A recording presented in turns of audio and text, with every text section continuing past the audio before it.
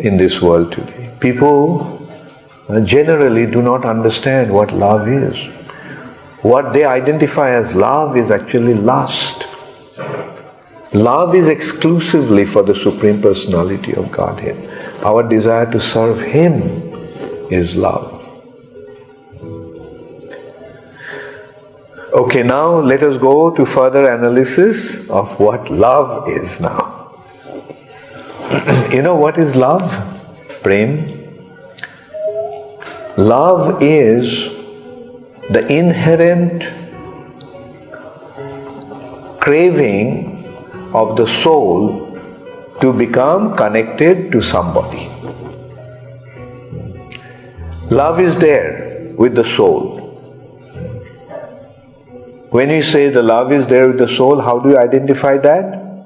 Where is the soul situated? In the heart. The soul is situated in the heart. And where do we feel the love? Don't we say, we love with all my heart, with all our heart. We love with all our heart. But do we ever say, we love with all my brain? Brain thinks, but the soul, the mind, brain is the seat of the mind. And with that, the mind thinks, remembers, and so forth. But the soul is situated in the heart. And love actually emanates from the soul. Therefore, we feel that the love is coming from the heart.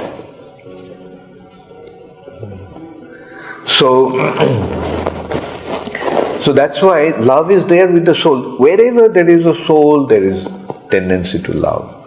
Meaning, the tendency to become united, to become connected to somebody. Even a lion feels the love. Have you seen the lion mother, the lioness's love for her cub? She will turn the whole world upside down in order to protect her cub. In one hand, lion is such a ferocious animal. But look at the way the lion and lioness protect their children. That shows their love. Even a snake loves its babies. So this love is there, the tendency to identify ourselves, identify oneself with its other connections. But it is actually meant to be offered to Krishna.